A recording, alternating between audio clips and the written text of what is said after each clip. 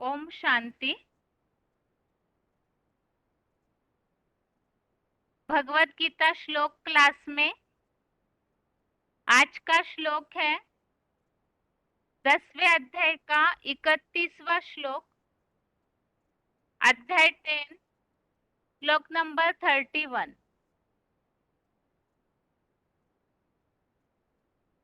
श्लोक है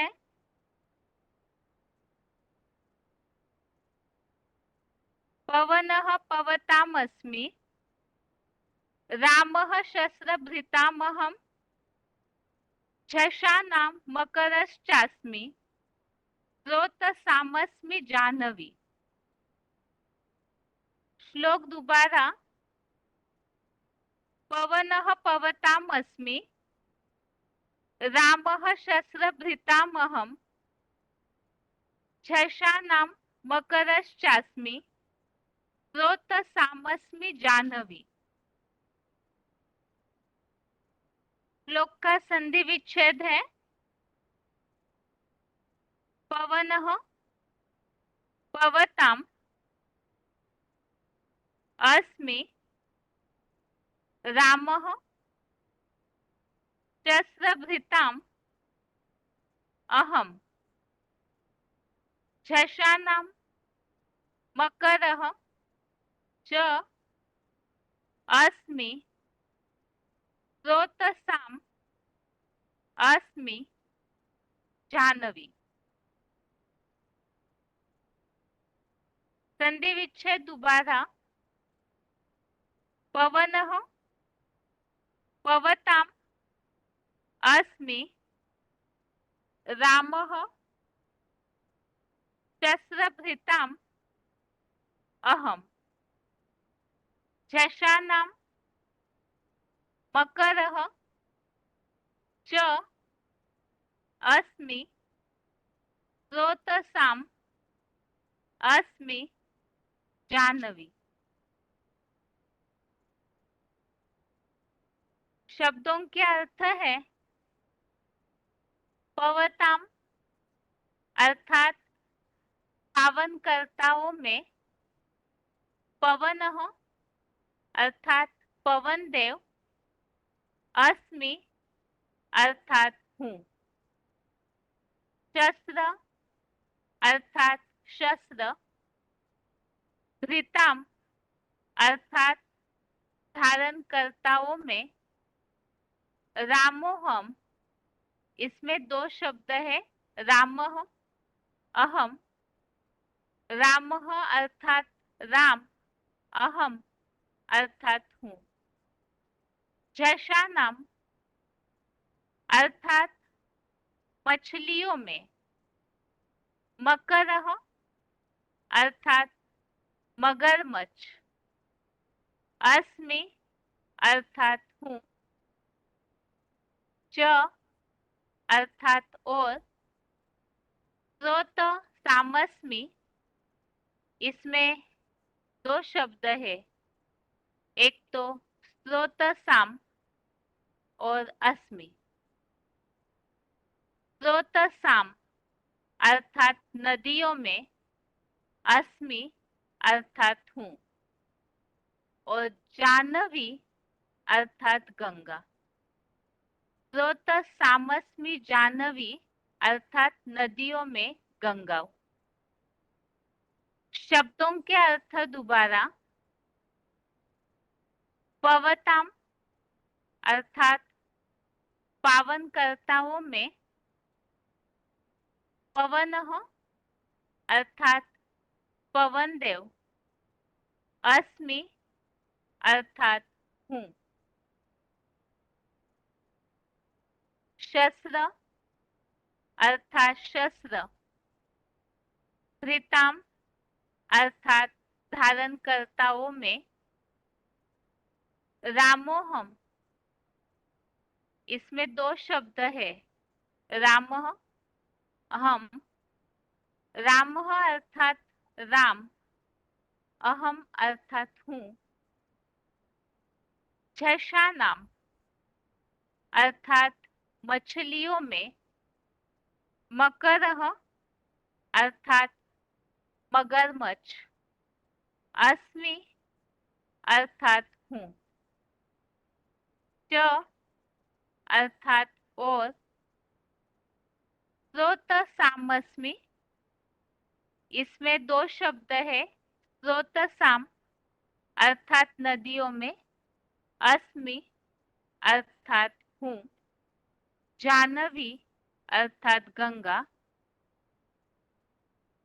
स्रोतसामस्मि जानवी अर्थात नदियों में गंगा हूँ। श्लोक का अर्थ है,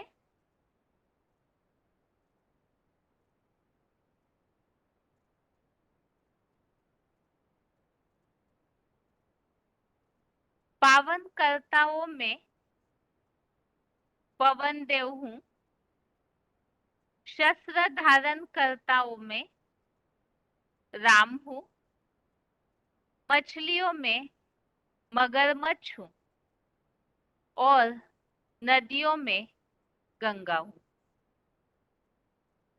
विभूतियों के वर्णन में इस आज के श्लोक में जिन विभूतियों का वर्णन दिया हुआ है वो भी इसी तरह की विभूतियां है जैसे पावन कर्ताओं में पवन देव अर्थात वायु हवा जो बहती है, और शस्त्र धारण कर्ताओं में राम,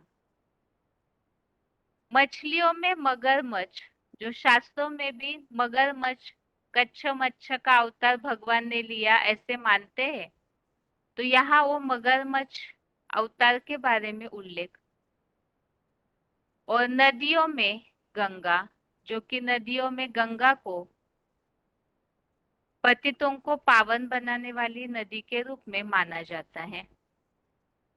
अभी यहाँ हम इसके पहले भी समझ चुके हैं कि वास्तव में यहाँ जो भी वर्णन भगवान ने विभूतियों का बताया है वो कोई भी जड़ चीजों की, प्रकृतिगत कोई ऐसी वस्तुओं या चीजों की, कोई तत्वों की बात नहीं, बल्कि इनमें जो गुण समाये हुए हैं, जैसे वायु का गुण शीतलता भी देता है, गर्म हवा भी आती है गर्मियों में, ऐसे ही मछलियों में मगरमच्छ अवतार, तो मगरमच्छ या मत्स्य अवतार की जो कहानी शास्त्रों में बताई है, छोटी सी मछली बड़ी होते होते बहुत बड़ी होके सागर में समाती है, और गंगा को भी पावन बनाने वाली नदी माना जाता है।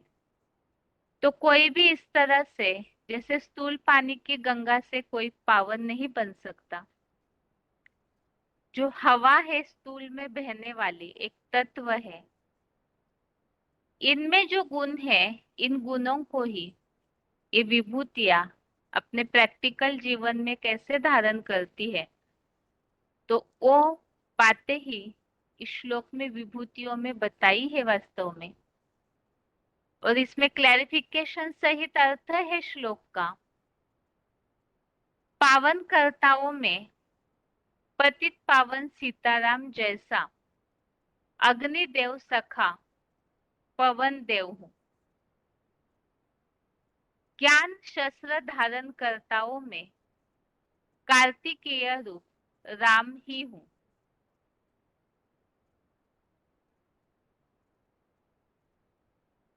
मछलियों में मत्स्य अवतार मगरमच्छ हूँ, और विश्व भर की देशी विदेशी नदियों में मैं ही पतित पावनी गंगा कावेरी भी हूँ।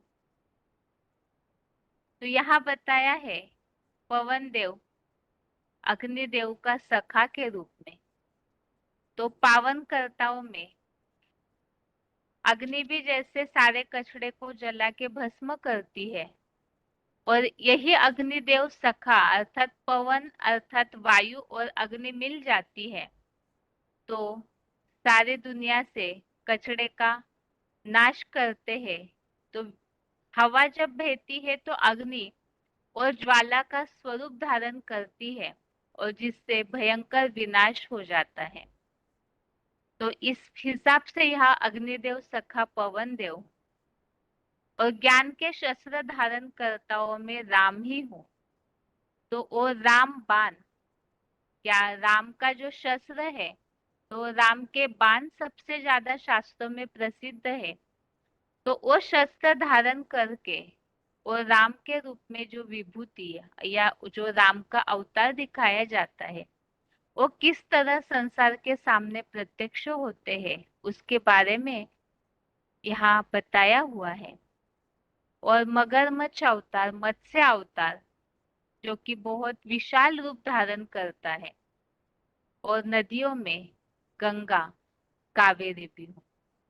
उत्तर भारत में जैसे गंगा नदी को पतितों को पावन बनाने वाली नदी माना जाता है, ऐसे दक्षिण भारत में कावेरी नदी को गंगा की तरह ही माना जाता है। तो इस हिसाब से यहाँ बताया, नदियों में पतित पावनी गंगा, कावेरी भी हूँ। तो ये सब भगवान की विभूतियां जो नंबरवार भगवान से योग ऊर्जा की शक्ति भरकर पार्ट बजाती है, तो उनका यहाँ उल्लेख है। और वो प्रैक्टिकल में किस तरह कार्य करती है सृष्टि के लिए, उससे हम मुरलियों में आए हुए उल्लेखों से समझते हैं। लेकिन उसके पहले श्लोक का उच्चारण।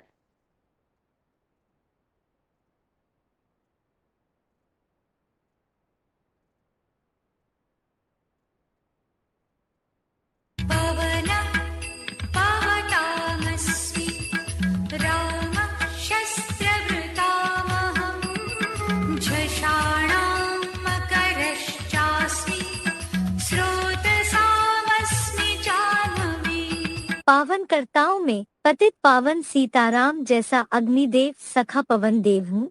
ज्ञान शस्त्र धारण कर्ताओं में कार्तिकेय समान राम ही हूँ। मछलियों में मत्स्यावतार मगरमच्छ हूँ। और विश्व भर की देशी विदेशी नदियों में मैं ही पतित पावनी गंगा या कावेरी हूँ।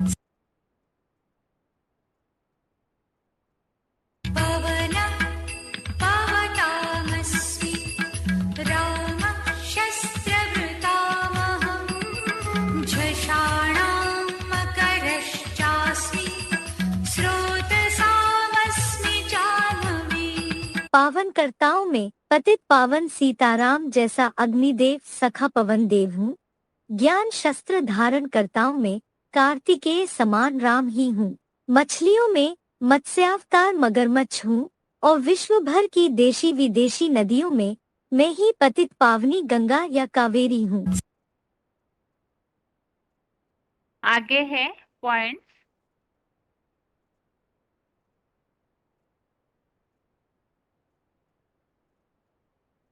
पहला पॉइंट है वार्तालाप नंबर 1069, डिस्कशन नंबर 1069, 1 घंटा 3 मिनट 1 आवर 3 मिनट्स के बाद से लिया हुआ पॉइंट है पवन देव।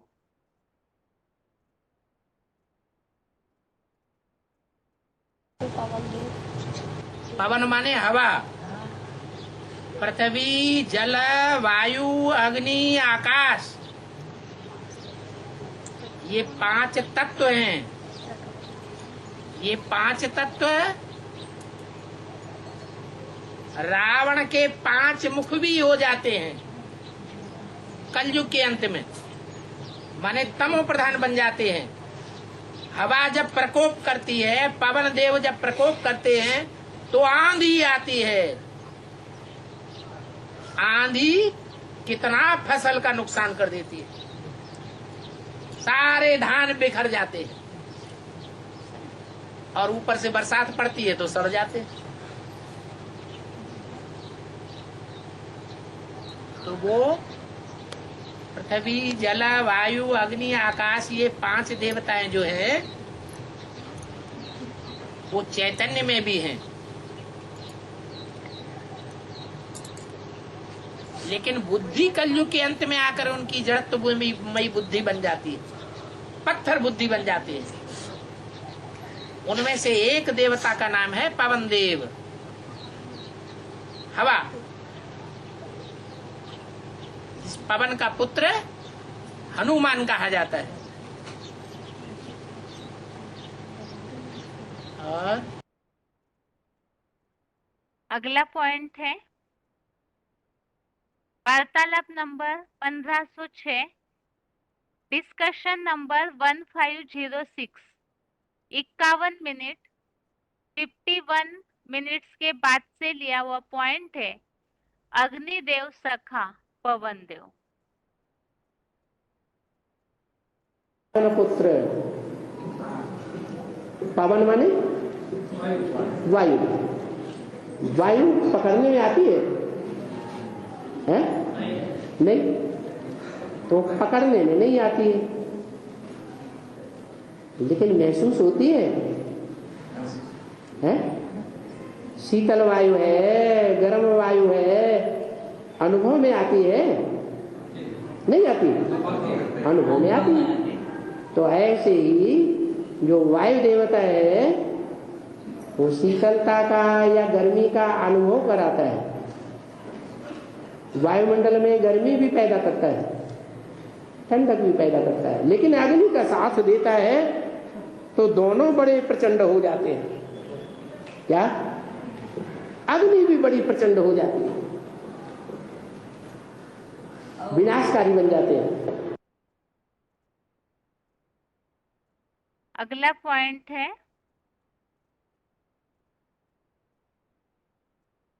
ज्ञान शस्त्र धारण कर्ताओं में राम, वार्तालाप number 1949, discussion number 1949, 10 minute 10 minutes के बाद से लिया हुआ पॉइंट। सूक्ष्म बम, ज्ञान बम। जैसे बाबा कहते हैं बड़े से बड़ा ज्ञान बम है परमात्मा बम।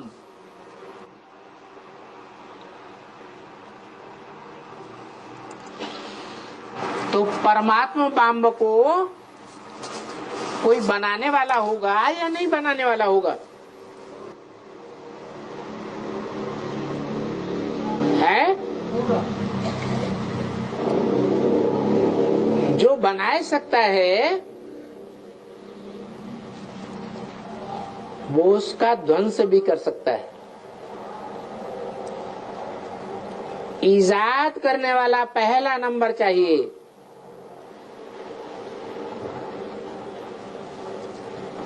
तो ज्ञान का बम ये बड़े से बड़ा शस्त्र हो गया। जैसे गीता में कहा है रामो शस्त्र व्रताम हम, शस्त्र धारण करने वालों में मैं राम हूं।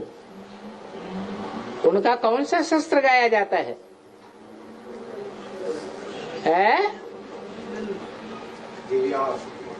हाँ, दिव्यास्त्र तो है, लेकिन कौन सा? तलवार, गदा, कटारी है? धनुष कोई शस्त्र नहीं है। धनुष तो बाण चलाने का साधन है। जैसे बम तैयार होता है तो बम को चलाने के लिए कोई साधन चाहिए जिस पे रखा जाता है।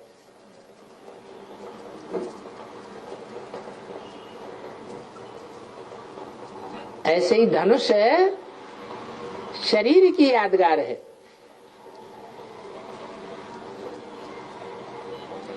जो कहते हैं नानक चाप जहाज, हिंदुओं में कहते हैं शंकर चाप जहाज। जे चढ़े उतरे पार नर, जिस जहाज पर मनुष्य चढ़ जाते हैं वो इस संसार सागर के पार चले जाते हैं। बूढ़ से कर संसार, बाकी सारा संसार डूब जाता है उस विषय सागर में, देवभान के सागर में।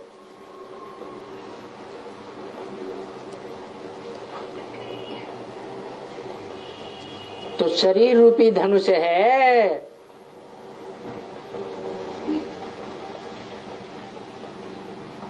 षष्ठी वृक्ष के ऊपर कौन सा शरीर रखा हुआ है, कौन सी मूर्ति है?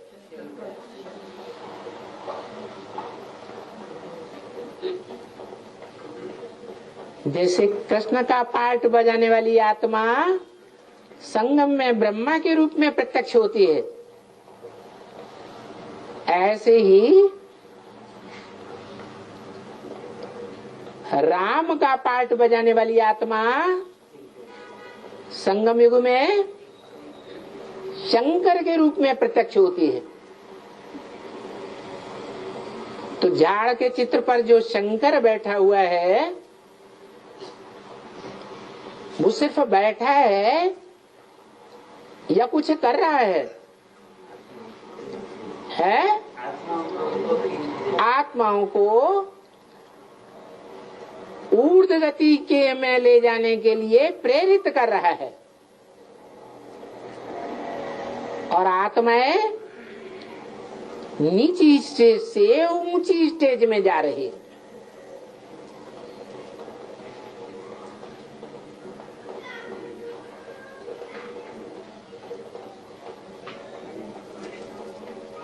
कैसे जा रही है? किसकी याद से? ओहो, शिव तो ज्योति बिंदु का नाम है। 500 करोड़ आत्माएं ज्योति बिंदु को पहचानेंगी, याद करेंगी। निराकार को याद करना सहज है या साकार को याद करना सहज है?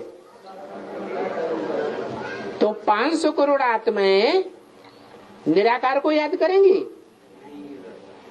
या वो 500 करोड़ दूसरे धर्म की आत्माएं साकार में आए हुए निराकार को पहचानेंगी? पहचानेंगी? नहीं पहचानेंगी। तो वो किसकी स्मृति में रह करके ऊंची स्टेज में जाएंगी? धर्म पिताओं की। धर्म पिताएं किसकी स्मृति में रह करके ऊपर जाएंगे?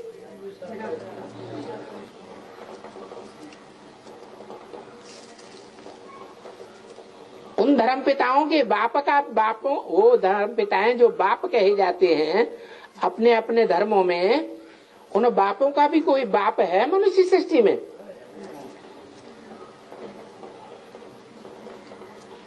तो सभी मनुष्य आत्माएं, चाहे वो पाप आत्माएं हो चाहे पुण्य आत्माएं हो, 500-700 करोड़ मनुष्य आत्माएं उसे एक चाप कहो, धनुष कहो, जहाज कहो, बुद्धियोग से उसी पर सवार होकर पार जाएंगे।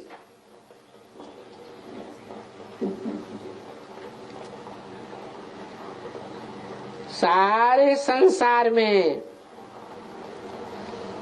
जो भी मनुष्य आत्माएं हैं, अखबारों के द्वारा, टीवी के द्वारा, रेडियो के द्वारा, इंटरनेट के द्वारा, किसकी महिमा के गीत गाएंगी?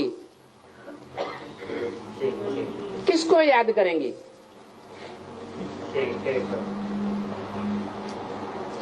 उसी एक को याद करेंगे।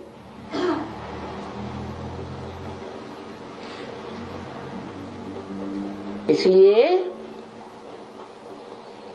वो एक ही चाप है, एक ही धनुष है,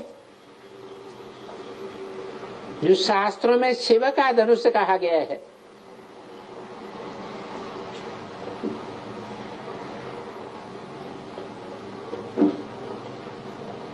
और वो शिव का धनुष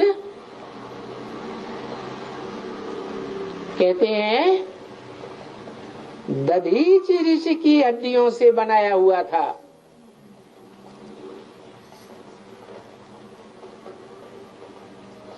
कौन हुआ ब्राह्मणों की दुनिया में संगम युग में दधीचि ऋषि? जिसने हड्डी हड्डी स्वाहा कर दी।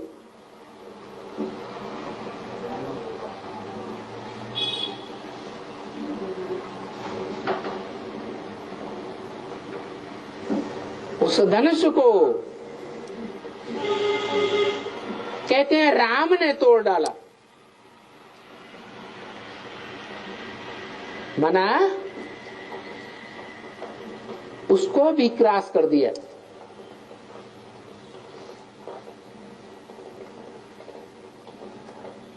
जो पुरुषार्थ दधीचि के द्वारा नहीं हो सका, उसको भी क्रॉस किसने किया? राम वाली आत्मा ने। तो वो राम वाली आत्मा उस शरीर रूपी धनुष के द्वारा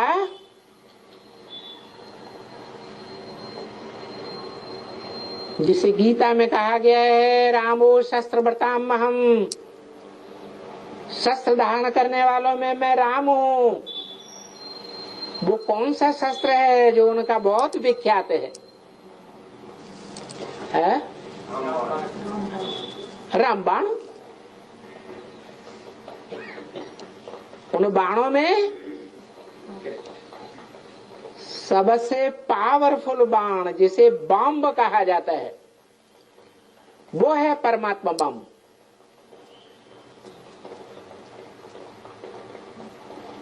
वो परमात्मा बम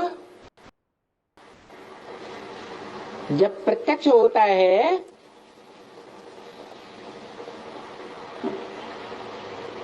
तो सारे संसार में लोगों को ये जानकारी हो जाती है तीव्रता से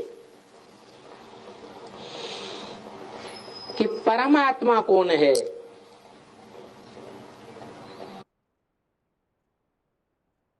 अगला पॉइंट है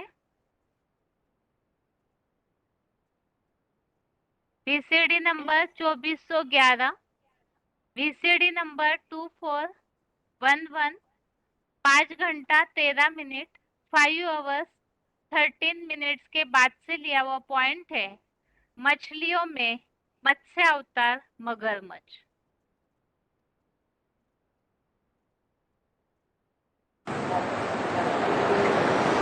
ब्रह्म वाक्य मुरली में तो बता दिया, सागर खारा भी और सागर मीठा भी। तो वो कौन सा सागर है? कौन सा सागर है?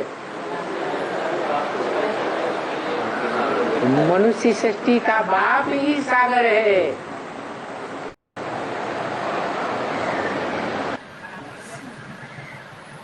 इस सागर में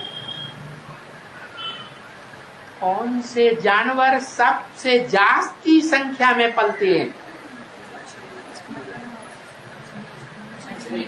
मछलियां।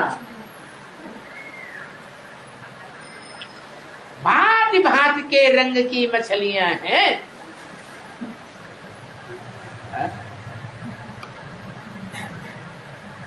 एक धर्म की धारणा से आई है या अनेक धर्मों की धारणा से आई है? अनेक धर्मों की धारणा वाली।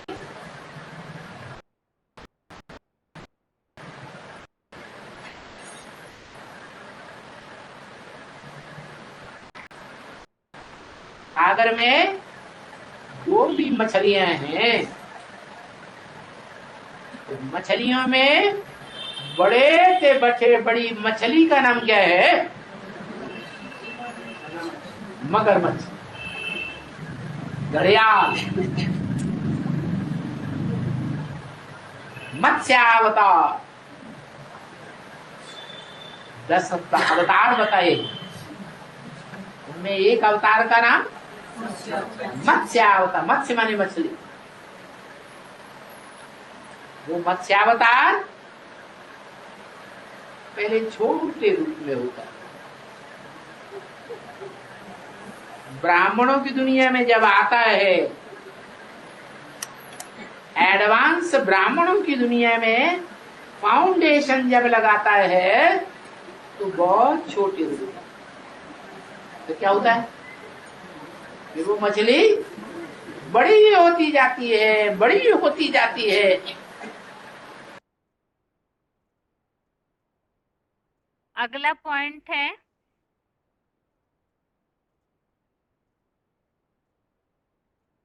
वार्तालाप number 825, discussion number 825, 48 minute 48 minutes के बाद से लिया हुआ पॉइंट है मछलियों में मत्स्य अवतार मगरमच्छ।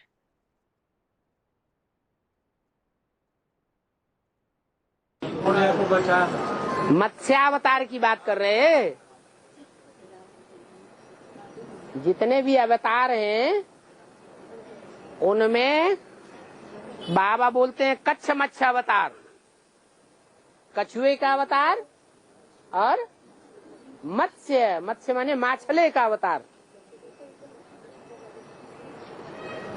उसके बारे में ये कथा है शास्त्रों में कि एक ऋषि या एक राजा स्नान करने गए तो उनके कमंडल में एक मछली आ गई। घर जाके देखा तो मछली बड़ी हो गई, कमंडल में समाये नहीं रही थी, तो उन्होंने बड़े पात्र में रख दिया। दूसरे दिन देखा तो वो बड़ा पात्र भी भर गया, पानी बाहर निकलने लगा, मछली बड़ी हो गई। फिर उन्होंने उसको बड़े टब में डाल दिया, वहां भी टब भर गया। फिर तालाब बनवाया, उस सब तालाब में डाली, वो तालाब से भी भर गई।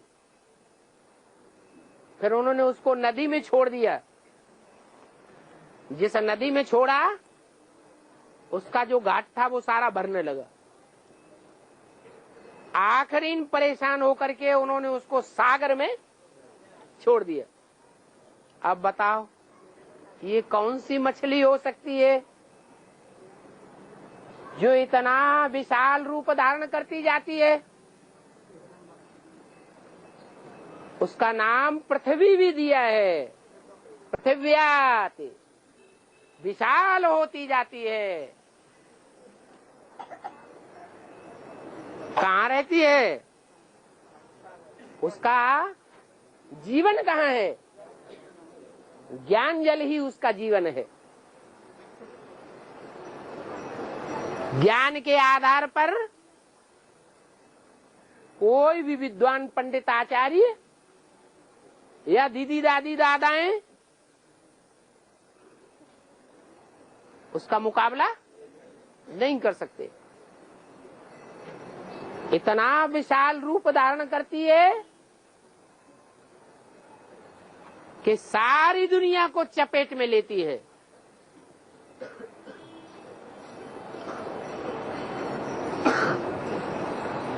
उसका प्रभाव संसार में बढ़ता जाएगा।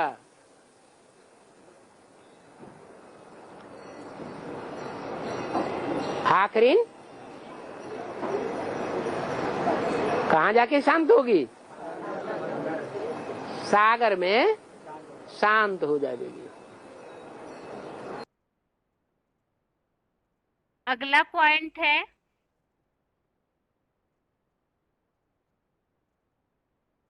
VCD number 186, VCD number 186, 17 minute 17 minutes के बाद से लिया हुआ पॉइंट है विश्व भर की देशी विदेशी नदियों में पतित पावनी गंगा।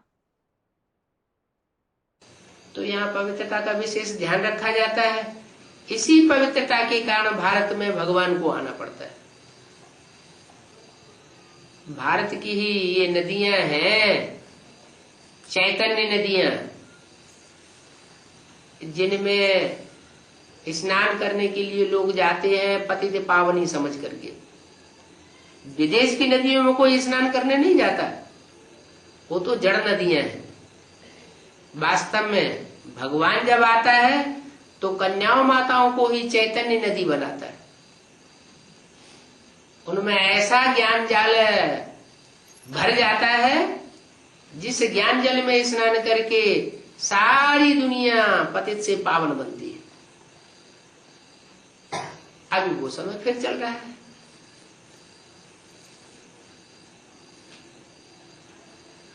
उन नदियों को भगवान पतित से पावन बनाए रहा है ज्ञान जल से। वो नदियां सराबोर हो रही हैं, भरपूर हो रही हैं। भारत की गंगा नदी, यमुना नदी, कावेरी नदी, गोदावरी नदी, सारी ही नदियों में ये शिफ्ट है पतितों को पावन बनाने की। लेकिन गंगा नदी विशेष प्रसिद्ध है। क्यों? क्योंकि भारत में भगवान भी उत्तर भारत में प्रत्यक्ष होता है।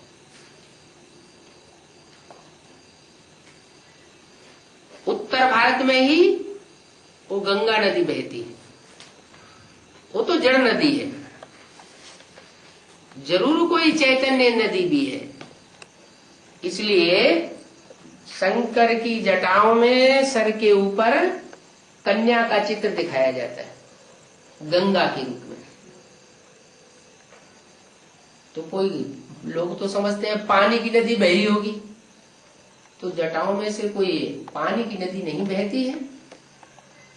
ज्ञान गंगा जब ऊपर से आई तो शंकर के मस्तिष्क में समा गई, यानी बुद्धि में समा गई। बुद्धि में सारा ज्ञान जल समा गया, और वो बुद्धि में जो ज्ञान जल समाया, उस ज्ञान जल की गहराई को गंगा नदी ने, कोई कन्या ऐसी निकली जिसने उस ज्ञान जल को पवित्रता की पावर से अपने अंदर समा के रखा। और वही गंगा जब इस सृष्टि पर बहती है उत्तर भारत में, लोगों का कल्याण होने लगता है। अगला पॉइंट है वार्तालाप नंबर 177, डिस्कशन नंबर 177। 9 मिनट के बाद, 9 मिनट्स के बाद से लिया हुआ पॉइंट है पतित पावनी गंगा कावेरी।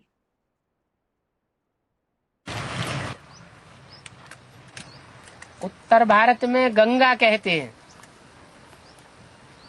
कि पतित पावनी है। पतितों को पावन बनाने वाली गंगा उत्तर भारत की प्रसिद्ध है। और दक्षिण भारत में गोदावरी को और कावेरी को, दोनों को गंगा का महत्व दे दिया है। लेकिन इस तरह से ये आज के 10वें अध्याय के 31वें श्लोक संबंधित पॉइंट्स है।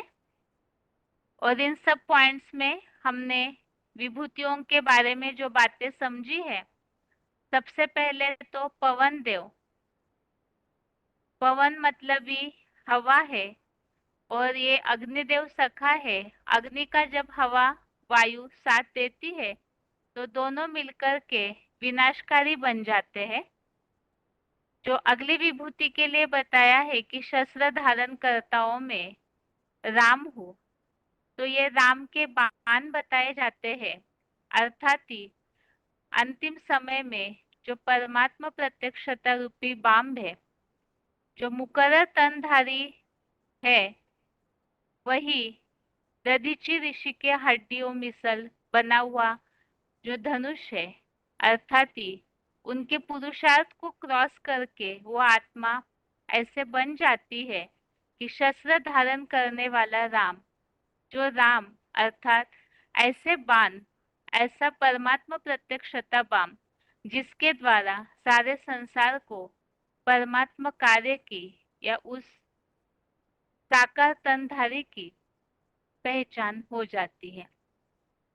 और मगरमच्छ अवतार, मत्स्य अवतार जिसके लिए बताया हुआ है, तो वो ऐसी मछली जब शुरू में बिल्कुल छोटा रूप होता है और बड़ा होते जाती है, इतनी बड़ी हो जाती है कि जाकर के फिर बाद में सागर में ही शांत हो जाती है। तो ऐसे मछलियों में मत्स्य अवतार रूप मगरमच्छ अवतार। और नदियों में गंगा जो शंकर के मस्तक पर समाई हुई दिखाई जाती है, तो वो गंगा नदी वास्तव में ज्ञान जल के द्वारा ही वो कल्याण करने का कार्य करती है। इस तरह से आज के श्लोक में आए हुए विभूतियों के ये नाम है। और अभी आगे है रिवीजन।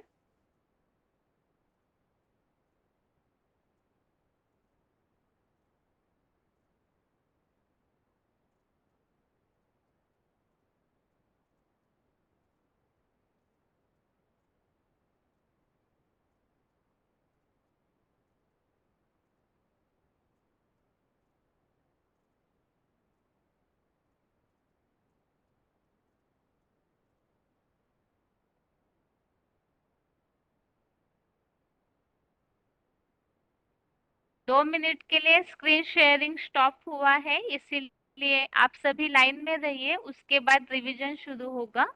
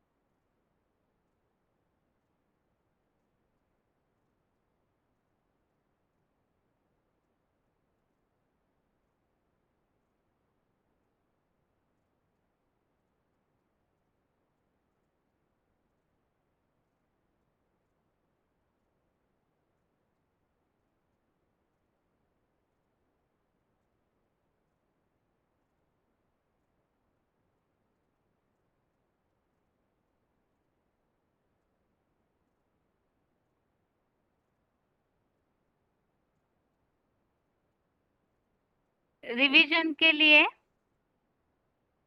श्लोक नंबर है पहले अध्याय का 46 और 47वां श्लोक,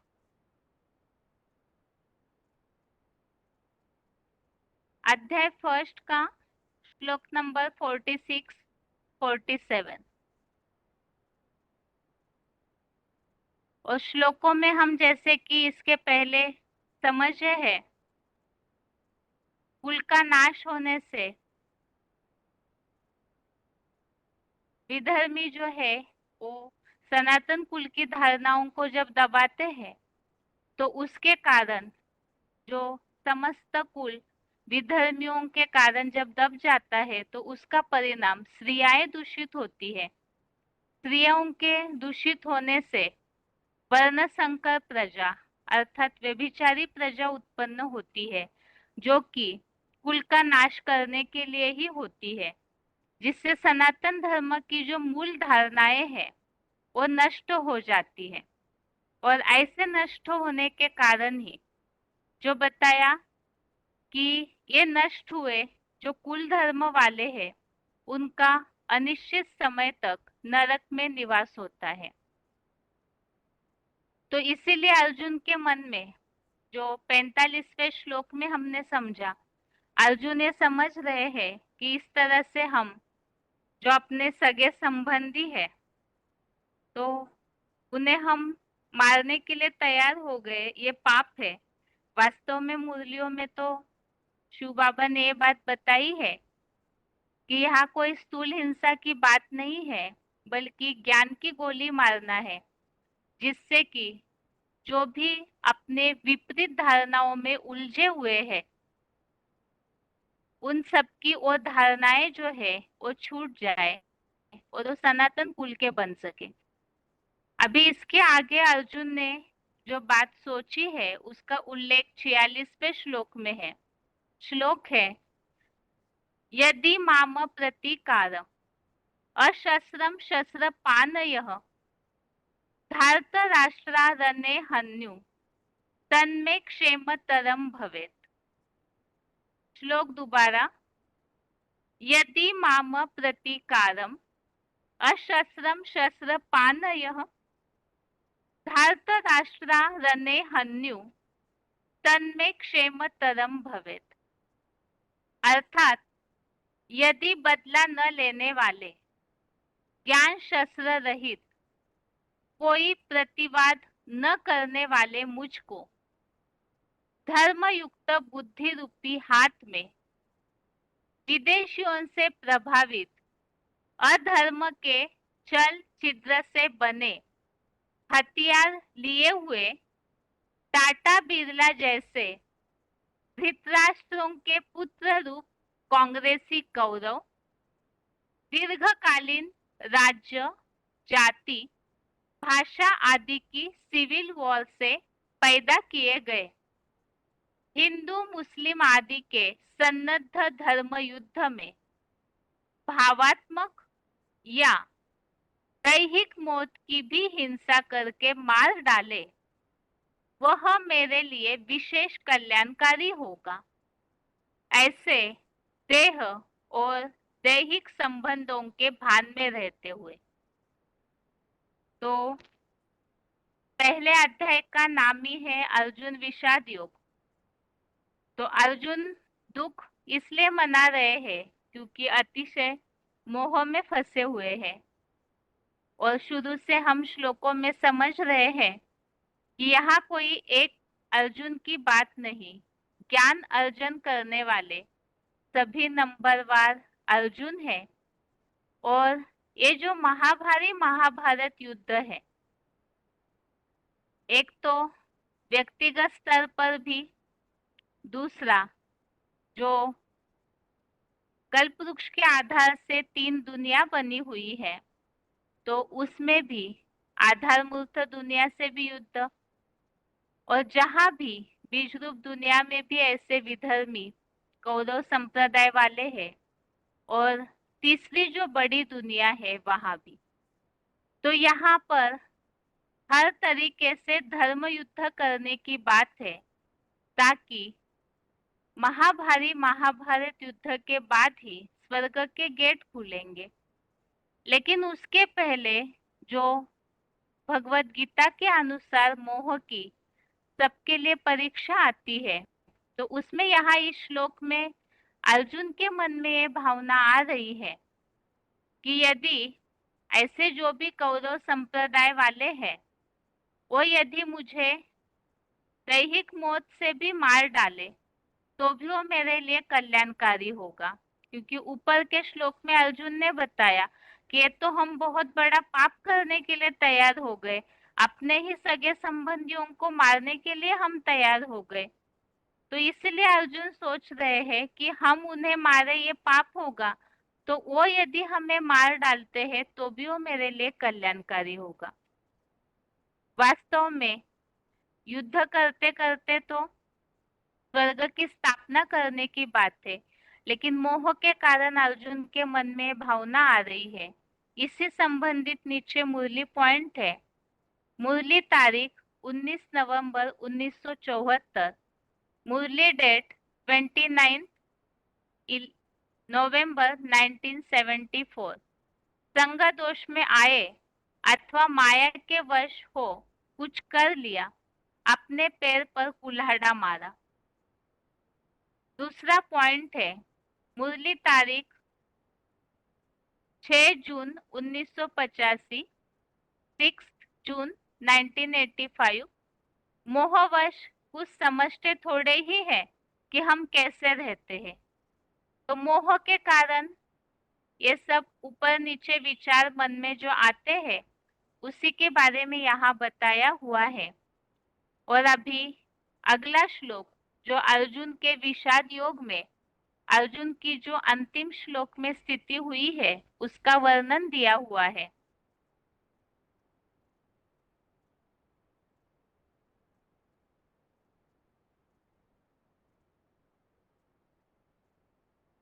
श्लोक नंबर 47, 43। संजय उवाच एवं मुक्ता अर्जुन संख्ये रथोपस्थ उपाविशत विसज्ज सशरम चापम शोक संविग्र मानसः। श्लोक दोबारा। एवं मुक्त्वा अर्जुन संख्ये रथोपस्थ उपाविशत विसज्ज सशरम चापम शोक संविग्र मानसः। अर्थात ऐसा कहकर शोक से व्याकुल हुए चित्त वाला, मन बुद्धि से भ्रमित हुआ, शिथिल इंद्रियों वाला, अपनी आत्मस्थिति भूला हुआ अर्जुन धर्म युद्ध भूमि में ज्ञान बाणों सहित पुरुषार्थ रूपी धनुष को छोड़कर शरीर रूपी रथ पर हिम्मत हार के बैठ गया। तो यहाँ पर अर्जुन की देहभान के कारण, दैहिक संबंधियों के मोह के कारण ऐसी स्थिति हो गई कि युद्ध करने के लिए अर्जुन तैयार नहीं है, हिम्मत हारकर बैठ गया। तो पुरुषार्थी जीवन में हिम्मत नंबरवार ज्ञान अर्जन करने वाले अर्जुन युद्ध से पीछे कब हटते हैं, हिम्मत कब हारते हैं। जबकि ब्राह्मणों के लिए तो स्लोगन दिया है, हारिए न हिम्मत विसारिए न राम। लेकिन कोई ना कोई बात में संशय आता है, देहभान आता है, देहभान के कारण मोह आता है, तब आत्मिक स्थिति भूल गए, तो पुरुषार्थी है इस बात को भूल गए। तो वो स्थिति यहाँ बताई है, शोक से व्याकुल हुए चित्त वाला, मन बुद्धि से भ्रमित, अर्थात ऐसी कंफ्यूजन की स्थिति है, युद्ध करे न करे, अर्थात देह के जो संबंधी है उनसे ज्ञान युक्त रीति से सामना करे या न करे, इसमें बहुत से कंफ्यूज हो जाते हैं और उस कारण आत्मिक स्थिति भी भूल जाते हैं और ज्ञान बाणों सहित पुरुषार्थ रूपी धनुष छोड़कर शरीर रूपी रथ पर हिम्मत हारकर बैठ गया। तो इसी के लिए यहाँ नीचे उल्लेख दिया हुआ है किस कारण ये स्थिति होती है। अव्यक्तवाणी तारीख है 5 मार्च 1971, 5 मार्च 1971। जो जितनी हिम्मत रखेंगे उतनी मदद मिलेगी, पहले ही अपने में संशय बुद्धि होने से हार हो जाती है। अगला पॉइंट है मुरली तारीख 10 जनवरी 1969, मुरली डेट 10 जनवरी 1969। अच्छे अच्छे बच्चे माया से हार खा लेते हैं, माया बड़ी प्रबल है। तो आत्मिक स्थिति भूले, ज्ञान के पॉइंट्स समय पर भूल जाते हैं, तभी देहभान आकर के हिम्मत हार करके बैठ जाते हैं। इसी बात के लिए यहाँ भी नीचे एक VCD पॉइंट दिया है और कुछ मुरलियों के उल्लेख आगे VCD पॉइंट्स के द्वारा समझते हैं। आगे है points.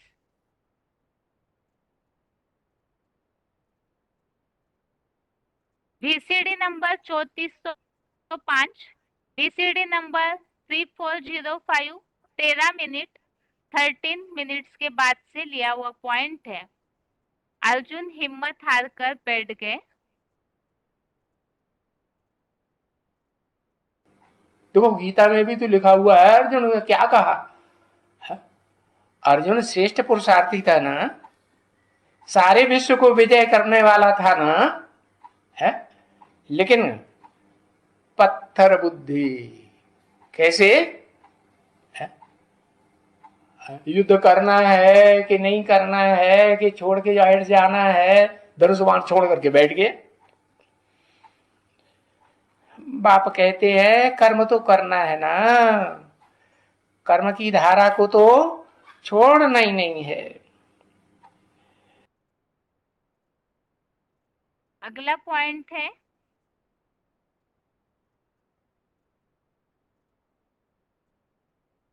VCD number 2242, VCD number 2242, 20 minute 20 minutes के बाद से लिया हुआ पॉइंट है। पुरुषार्थ में हिम्मत नहीं हारना है। तो संगम युग है shooting period. Recording period, rehearsal का पीरियड। इस शूटिंग पीरियड में जो आत्मा सदैव विजयी बनी रहे, जो भगवान भाव कहते हैं, क्या कहते हैं? विजय तुम्हारा है जन्म सिद्ध अधिकार। तो ऐसी आत्मा जो कभी हिम्मत हारती नहीं है। क्या अर्जुन क्या करता है पहले अध्याय में? हिम्मत हारने की बात करता है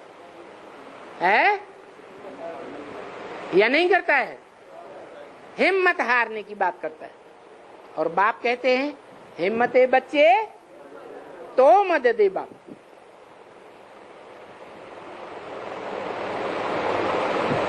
साइकिल पर चढ़ने वाला बार बार गिरता है, बार बार चढ़ जाता है, तो उसे हारा हुआ कहेंगे? है? नहीं कहेंगे। हारा हुआ कब कहें? जब 2-4 बार गिरे और साइकिल फेंक के भाग जाए, तो कहेंगे हारा हुआ। ये तो भारत में नारा है, देहम वा पातयामि कार्यम वा साधयामि। देह भले चली जाए, लेकिन जो कार्य का बीड़ा उठाया है वो कार्य पूरा जरूर करेंगे। यहाँ ऐसे ऐसे योद्धाएं भी हुए हैं जिन्हें योद्धाओं का दुश्मनों ने सर काट दिया, तो भी वो लड़ाई लड़ते रहे और आगे बढ़कर के सर काटने वाले का सर उड़ा दिया, फिर गिर गए।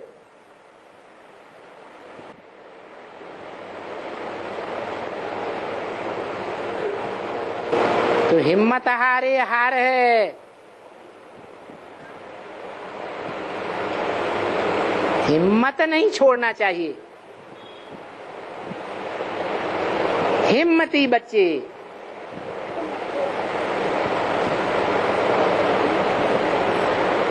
कौन सा डिपार्टमेंट होता है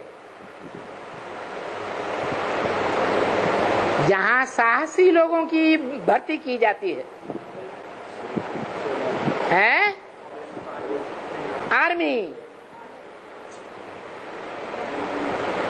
बाप कहते हैं तुम बच्चे भी रूहानी आर्मी हो। क्या? तुम्हारी रूहानी सेना है। अगला पॉइंट है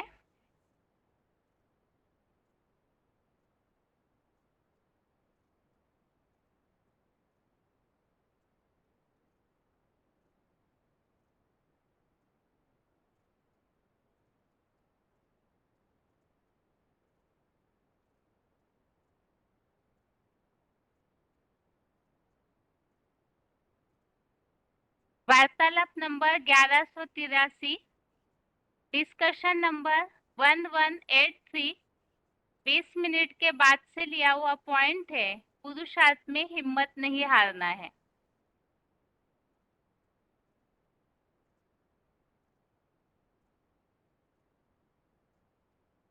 ताकि हम बता तो दिया फाइनल परीक्षा क्या है।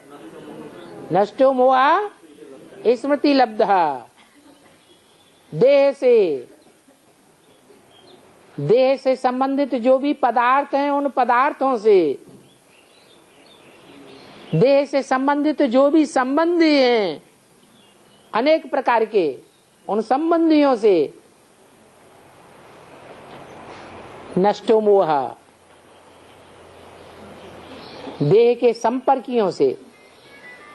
सुबह से लेकर शाम तक कितने लोग संपर्क में आते हैं। संपर्क तो हल्का फुल्का होता है, संबंध गहरा होता है। तो चाहे संबंधी हो चाहे संपर्की हो, उनसे कितना मोह नष्ट हुआ है। जिसमें मोह लगा हुआ होता है उस तरफ बार बार बुद्धि जाती है। ये पहचान है कि कहाँ मोह लटका हुआ है।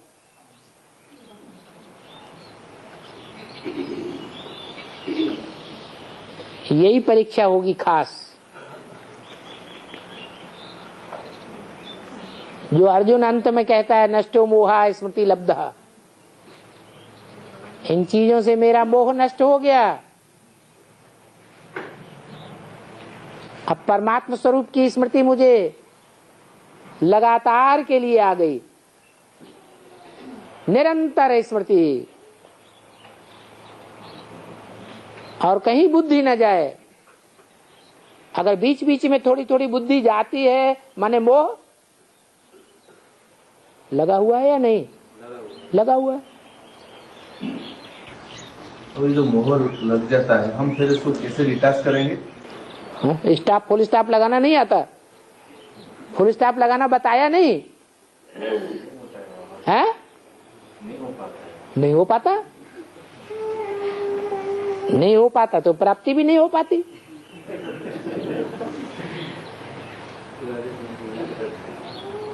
जितना हिम्मत करेंगे, हिम्मत है बच्चे मदद है बाप, बच्चे कहेंगे नहीं हो पाता तो हिम्मत हार गए, ये हिम्मती बच्चे हुए, हिम्मत हार गए। हिम्मत नहीं तो प्राप्ति भी नहीं। इस तरह से पहले अध्याय की रिवीजन आज के क्लास में पूरी हुई है और अगले हफ्ते के क्लास से जैसे कि 7वें अध्याय तक हम रिवीजन कर चुके, 7वें अध्याय से पीछे की रिवीजन कर रहे थे, तो आगे 8वां और 9वां अध्याय ये दोनों की रिवीजन बाकी है। तो अगले हफ्ते से वो दोनों अध्यायों की रिवीजन होगी, मतलब 8वें अध्याय से शुरू होगी रिवीजन। और इसके अलावा अगले श्लोक क्लास में जो पहले अध्याय में शब्दार्थ आए हुए हैं, तो शब्दार्थ जो शुरुआत में दिए हुए गीता के किताब में, उन शब्दार्थों की रिवीजन होगी शनिवार के श्लोक क्लास में। अभी आगे है आज का श्लोक।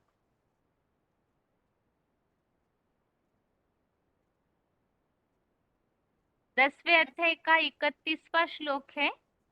पवनः पवतामस्मि रामः शस्त्रभृतामहं झषानां मकरश्चास्मि स्रोतसामस्मि जानवी। पावन कर्ताओं में पतित पावन सीताराम जैसा अग्निदेव सखा पवन देव हूँ। ज्ञान शस्त्र धारण कर्ताओं में कार्तिकेय रूप राम ही हूँ।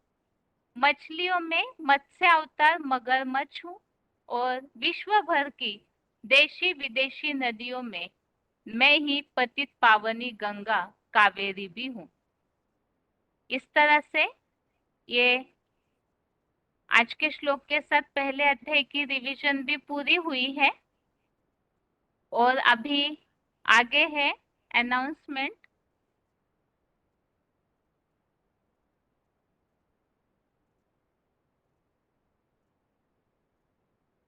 कल के टेस्ट क्लास में भी जैसे कि बताया हुआ है और हर बार कोई ना कोई शुभ अवसर पर जो ऑनलाइन संदेश देने का प्रोग्राम रखा जाता है, उसी तरह से जो इस महीने में गुरु पूर्णिमा है तो उसके शुभ अवसर पर ऑनलाइन संदेश देने का प्रोग्राम रखा हुआ है। साथ ही में कुछ मधुबनों में भी ये संदेश देने का प्रोग्राम रखा हुआ है, जिसकी जानकारी आप अपने नजदीकी मिनी मधुबन से प्राप्त कर सकते हैं। जो आत्माएं संदेश के लिए मधुबन तक जाना नहीं चाहती है, अर्थात नए लोग, तो आप उन्हें इस ऑनलाइन संदेश देने के प्रोग्राम में ज्वाइन कर सकते हैं, जिसके लिए ये नंबर है, डायलिंग नंबर है, जो हम जुड़ते हैं वही नंबर है 01164800114। डायलिंग नंबर हिंदी में 01164800114। मीटिंग आईडी नंबर है 2511032429। मीटिंग आईडी नंबर हिंदी में 251110324229। पासवर्ड है 210724। पासवर्ड 210724। ऐप द्वारा जुड़ने वालों को हैश लगाने की आवश्यकता नहीं है। डायलिंग नंबर वालों को मीटिंग आईडी और पासवर्ड के आगे हैश लगाना होगा। और इसके अलावा इसी ऑनलाइन प्रोग्राम संबंधित लिंक है जो कि आप 9891370007, ये जो हेड ऑफिस का जनरल नंबर है जो किताबों में भी दिया हुआ होता है, उस नंबर के व्हाट्सएप पर मैसेज करके आप लिंक मंगा सकते हैं। लेकिन लिंक से जुड़ने के पहले वेबएक्स ऐप इंस्टॉल करना जरूरी है। और इस बार का प्रोग्राम केवल 2 भाषाओं के लिए ही है। हिंदी के लिए है 19 जुलाई और हिंदी भाषा के लिए 19 जुलाई रात को 8 से 9, नाइट 8 PM से 9 PM तक। इंग्लिश के लिए 20 जुलाई, अंग्रेजी के लिए 20 जुलाई रात को ही 8 से 9, 8 PM से 9 PM तक। नंबर लिखने में अगर आपका ऊपर नीचे हुआ भी है तो स्क्रीन में भी नंबर दिख रहा है। और इसके अलावा जो 98 वाला नंबर है उसके स्टेटस पर भी डिटेल डला हुआ है, तो आप वहां से भी देख सकते हैं। और इस तरह से इस अनाउंसमेंट के साथ ही आज के लिए गीता क्लास यहाँ पूरा होता है। ओम शांति।